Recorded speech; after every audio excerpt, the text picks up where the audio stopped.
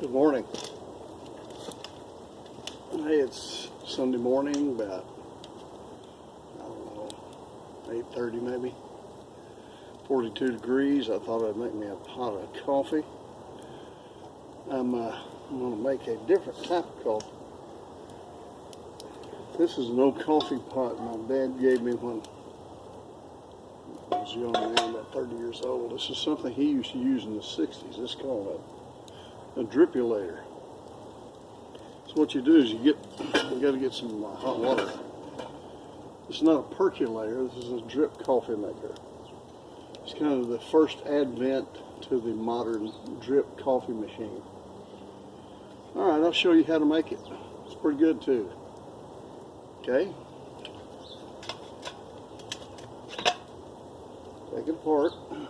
It's empty. Doesn't have any water in it. Real shortly though. Alright, you take kind of a coarse ground coffee.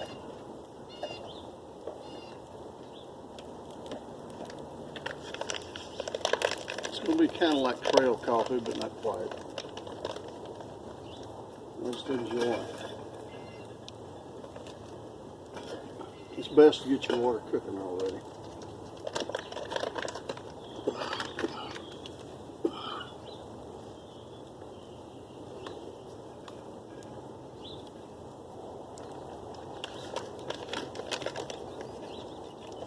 I've been struggling with a cough for a couple of weeks. Okay, put you some coffee in there.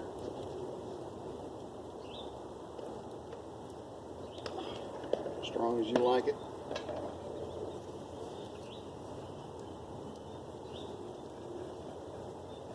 Put your little lid in there.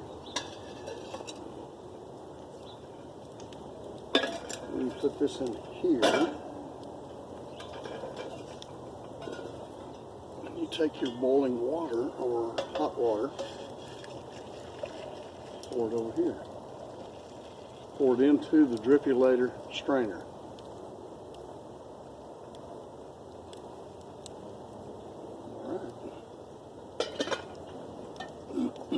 Yesterday I was out here chopping wood, so I got a pretty good little stash of firewood. Alright, here's a little top of handle I made.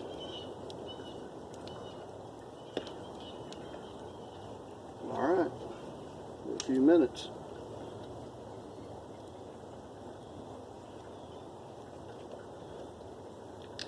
While we're waiting on that, I'm going to get some creamer.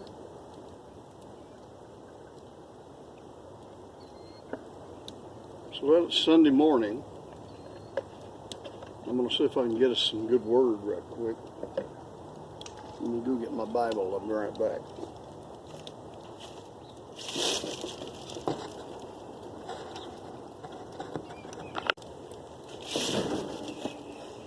Alright, I'm back.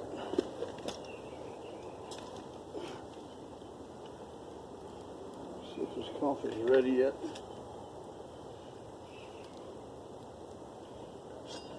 Nope. Not yet. Get some more wood in there.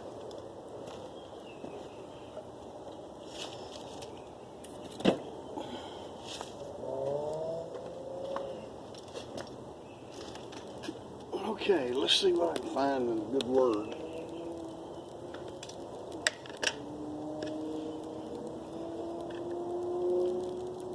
I always like the Proverbs. Sunday morning at 8:30.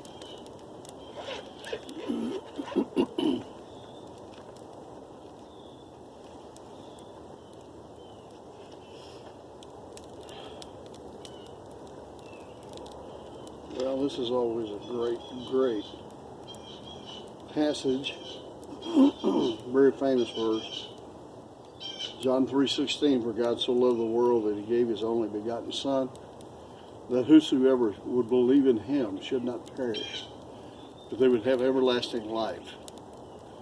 For God did not send his Son, Jesus, into the world to condemn the world, but through but that through the world would, through him, might be saved. Sorry, I'm having a struggle reading. So he who believes in him, that is Jesus, will not be condemned. But he who does not believe is condemned already, because he has not believed on the name of the only begotten Son of God.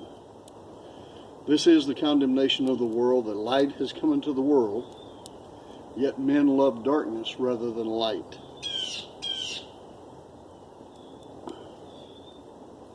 because their deeds were evil. For everyone who practices evil hates the light and does not come to the light, lest his deeds would be exposed. They kind of got a cockroach spirit. They don't like the light. But he who loves and does the truth comes to the light, so that his deeds can clearly be seen, and that they've been done of God. So, ladies, when you're picking a husband or picking a man, you need to make sure you pick a man that tells the truth, doesn't have an anger problem, and that doesn't mind having his deeds exposed. He's not trying to hide things from you. You get these tricky guys that are very clever at lying, you need to be very careful. I heard a story the other day about a gal got infatuated with a young man, knew him about a month. Then he invited her on a trip to Costa Rica. Well, he went a day early to the resort area, and apparently got a couple of hookers before she arrived. Pretty bad stuff. Anyway, the cab driver that took him to the condo picked her up also and told her the stories the only way she found out.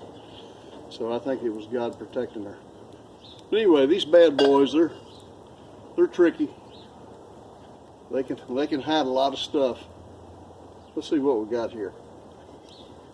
Hold on. So be very careful about the bad boys, ladies, because I know they're fun to be with. They're a lot more exciting, generally a lot better looking.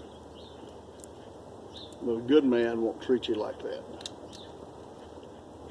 Good men make good fathers, they make good husbands, and they make good providers. And they make good, godly husbands. Okay, this is taking a little longer than I expected. Well, it's working its way through. Let's see if we can find another verse in Proverbs.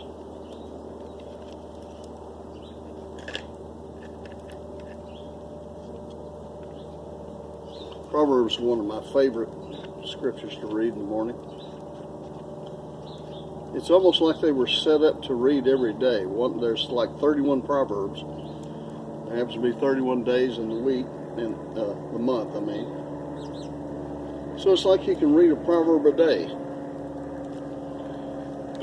What's today, the 30th? I think that's right. I have my watch with me. 29th, 30th or 31st.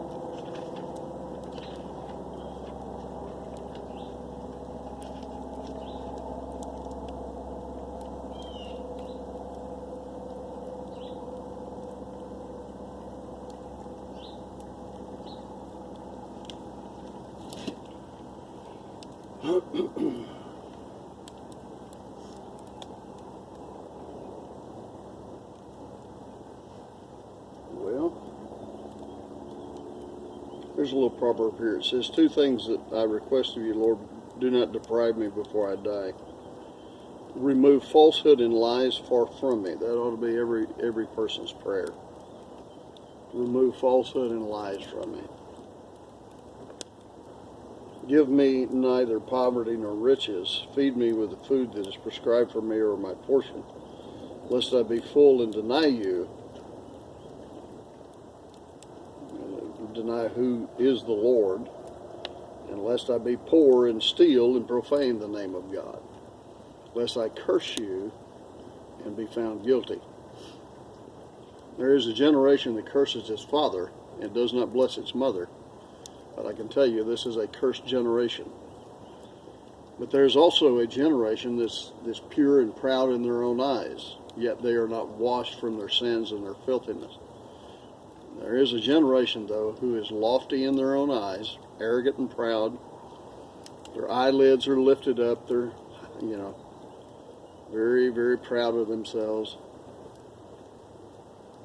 And then there's a generation whose teeth are set on edge like swords, so they will devour you. Kind of like that guy I was telling you about. He's kind of one of those. Their fangs are like knives. He's full of trickery and deceit. This little gal thought she had a really good guy that she could put her trust in and hope in, maybe have a relationship, but he was not that kind of guy. Okay. There's 4 things that are very wonderful for me when I see them. I don't understand them. The way an eagle is in flight in the air, the way a serpent is upon the rocks, the way a ship is in the midst of the sea, and the way a man is with a virgin. Yeah, that's always amazing. Anyway, who can find a virtuous wife? For her value is far more valuable than rubies. Her heart, this is the key, the heart of her husband can safely trust in her. There's a lot of women today that you cannot put your heart and trust in. No way, just like that guy I was telling you about. So if you find a good one, you better hang on to him or her. These characters will have no lack of gain.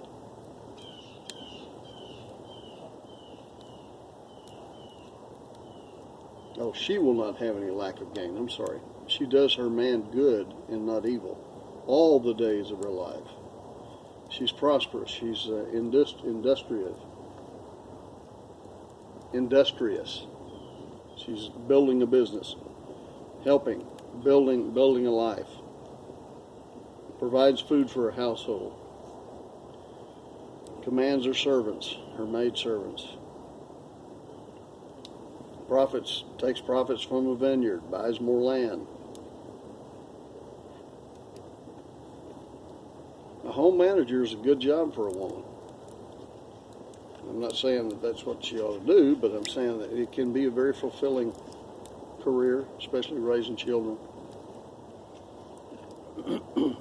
All right.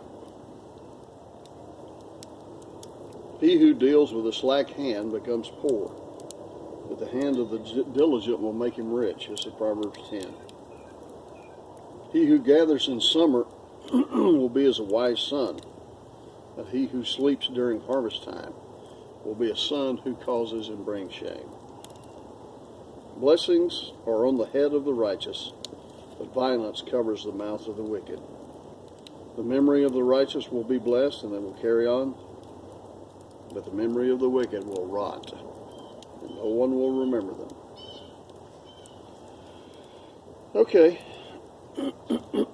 I guess that's enough for now. Yeah, here's a good one, a real good one. It's always puzzled me, but it's kind of a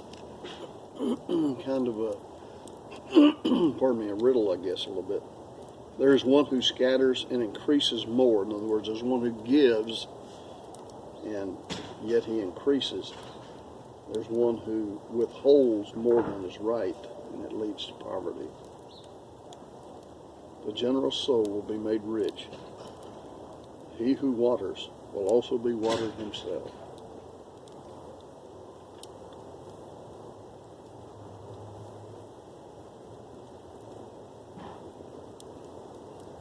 Okay.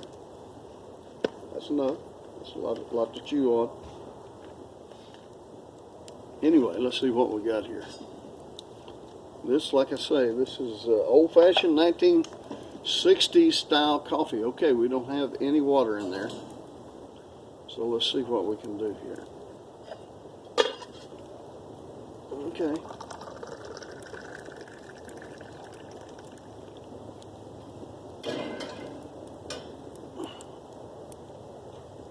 There we go.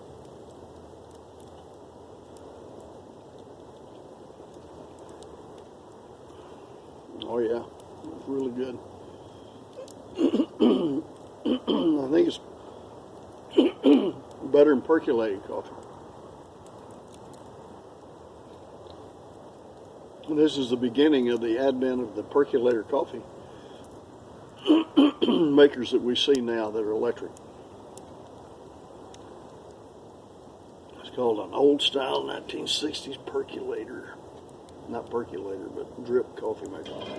Drip coffee maker. I was out here chopping wood yesterday. I got quite a bit of wood chopped. I had these big blocks of wood that I had to put a log splitter in it, and commenced working with an 8-pound sledge. That was a little bit of work. For an office worker, I wasn't used to it. So I did about 3 logs and I was done. Split them all up, got them ready so they can dry out and be ready in about 6 months to burn. I've got them sitting right here.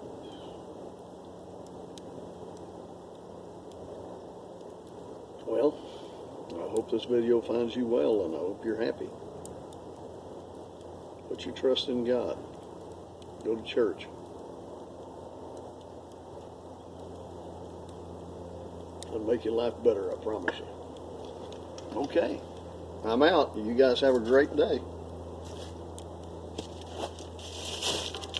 I'll show you my little wood stack here right quick. There we go.